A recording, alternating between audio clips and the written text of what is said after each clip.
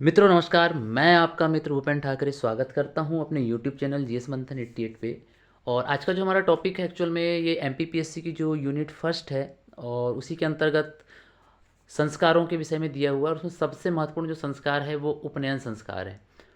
मतलब हमारी सनातन संस्कृति में कह लें या हम हिंदू संस्कृति में कह लें, जो 16 संस्कार हैं उसमें सबसे महत्वपूर्ण जो संस्कार माना जाता है वो उपनयन संस्कार है। और उपनयन संस्कार का अपना एक बड़ा विशेष महत्व होता है और प्राचीन काल में तो इसका बहुत ज़्यादा विशेष महत्व था। तो देख लेते हैं उपनयन संस्कार के विषय में। तो उपनयन संस्कार जो होता है इसको हम लोग व्रत बंध संस्कार के नाम से भी जानते हैं। इसके अलावा इसको जनेऊ संस्कार भी कहते हैं, इसको यज्ञोपवीत संस्कार भी कहा जाता है, इसको द्विज संस्कार भी कहा जाता है और इसको ब्रह्मचर्य संस्कार भी कहा जाता है। मतलब एक ही संस्कार को सोचिए आप कितने अलग अलग नामों से इसको जाना जाता है। तो यहाँ पर हम लोग देख लेते हैं एक्चुअल में हम यहाँ देखेंगे कुछ कैटेगरी हमने यहाँ डिवाइड की हुई है। तो एक साइड पे हमने वर्ण रखा हुआ है, फिर यहाँ पे देखेंगे उम्र, फिर दंड या लकड़ी, फिर जनेऊ, फिर ऋतु, फिर रंग और मंत्र। अब इसको हम लोग कैसे समझेंगे अभी मैं यहाँ लिखता हूँ तो आप थोड़ा इसको देखिएगा, है ना। जैसे मैंने यहाँ वर्ण में लिखा ब्राह्मण, क्या लिखा मैंने ब्राह्मण। इसी के जस्ट नीचे मैं लिखता हूँ क्षत्रिय, ठीक। और इसी के जस्ट नीचे मैं लिखता हूँ वैश्य। तो अगर बात की जाए तो हमने पढ़े हैं कि वर्ण कितने होते हैं, चार, ब्राह्मण, क्षत्रिय, वैश्य और शूद्र। मैंने यहाँ शूद्र इसलिए नहीं लिखा कि जो उपनयन संस्कार जो है उसकी जो परमिशन है वो किसको नहीं थी, वो शूद्रों को नहीं था, या उसका जो अधिकार था वो शूद्रों के पास में नहीं था, ठीक। तो समाज के जो ऊपर के जो तीन वर्ण थे, ब्राह्मण, क्षत्रिय और वैश्य, इन्हें ही उपनयन संस्कार का अधिकार प्राप्त था। और उपनयन संस्कार को द्विज संस्कार इसलिए कहा जाता है कि जब उपनयन संस्कार हो जाता है तो उपनयन संस्कार के बाद में इंसान का या मनुष्य का पुनर्जन्म होता है। तो मतलब पुनर्जन्म किसका होगा, या तो ब्राह्मणों का होगा, या तो क्षत्रियों का होगा, या वैश्य का होगा, क्योंकि उपनयन संस्कार इन्हीं का होता है, ठीक।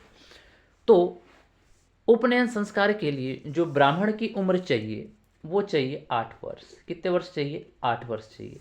अगर बात करें हम क्षत्रिय की तो क्षत्रिय जो है वो कम से कम 11 वर्ष का होना चाहिए और वैश्य की उम्र लगभग 12 वर्ष होनी चाहिए।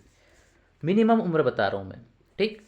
अगर ब्राह्मण 8 वर्ष का है तो उपनयन संस्कार हो सकता है उसका, क्षत्रिय 11 वर्ष का है तो उसका उपनयन संस्कार हो सकता है और वैश्य की उम्र 12 वर्ष होनी चाहिए, ठीक।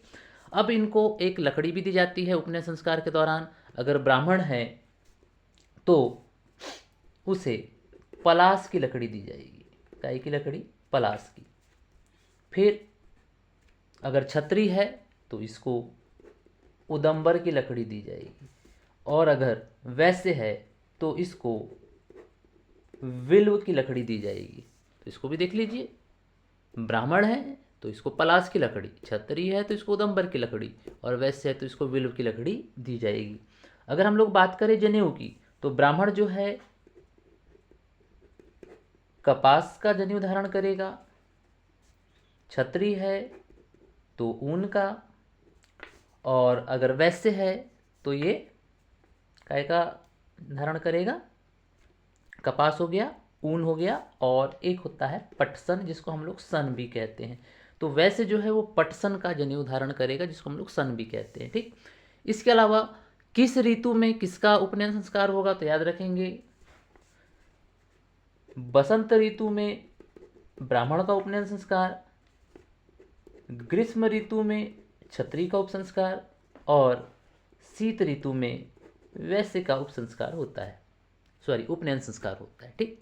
इसके अलावा अगर हम लोग रंग की बात करें तो ब्राह्मणों को सफ़ेद बताया गया है, इनका रंग सफ़ेद होता है, गोरे चिट्ठे होते हैं ये, है ना। इसके अलावा जो क्षत्रिय होते हैं इनका रंग लाल होता है तभी, और गुस्से में आदमी लाल रंग का हो जाता है, ठीक है। तो मतलब वही है कि क्षत्रियों को एक ओजपूर्ण रूप से दर्शाने के लिए लाल रंग का यहाँ पर प्रतीकात्मक रूप से प्रयोग किया गया है। इसके अलावा अगर हम लोग बात करें वैश्य, तो जो वैश्य होते हैं इनका रंग पीले रंग का होता है या इनका रंग पीला होता है। अगर हम लोग अब मंत्र की बात करें तो ब्राह्मण है तो ब्राह्मण को दिया जाता है गायत्री मंत्र। कौन सा मंत्र, गायत्री मंत्र। क्षत्रिय को दिया जाता है त्रिष्टुभ मंत्र। कौन सा मंत्र? त्रिष्टुभ मंत्र। और अगर हम लोग बात करें वैश्य की, तो वैश्य को दिया जाता है जगती मंत्र। कौन सा मंत्र? जगती मंत्र। तो ये पिछली बार एमपीपीएससी ने लास्ट टाइम पे जो उसकी प्री का जो एग्ज़ाम हुआ था उसमें ये क्वेश्चन पूछा था कि क्षत्रिय अपने उपनयन संस्कार के दौरान कौन से मंत्र का उच्चारण करते हैं, तो ये है त्रिष्टुभ मंत्र। ठीक है, ये पिछली बार एमपीपीएससी के प्री में पूछा गया क्वेश्चन है ये। तो इस तरीके से आप लोग एक बार इसको रिकॉल कर लेते हैं हम लोग। ठीक, वर्ण में ब्राह्मण, क्षत्रिय और वैश्य। उम्र, अगर उपनयन संस्कार हो रहा है ब्राह्मण का तो 8 वर्ष, क्षत्रिय के लिए 11 वर्ष और वैश्य के लिए 12 वर्ष चाहिए। ब्राह्मण को लकड़ी दी जाएगी पलाश की, क्षत्रिय को दी जाएगी उदंबर की और वैश्य को दी जाएगी विल्लू की लकड़ी। ठीक है, जनेऊ, ब्राह्मण जो है वो कपास का जनेऊ धारण करेगा, क्षत्रिय ऊन का जनेऊ धारण करेगा और वैश्य जो है पटसन या सन का जनेऊ धारण करेगा। इसके अलावा रंग की हमने बात की है तो रंग को देख लीजिएगा। ब्राह्मण सफ़ेद रंग का होता है, क्षत्रिय लाल रंग का और वैश्य पीले रंग का होता है।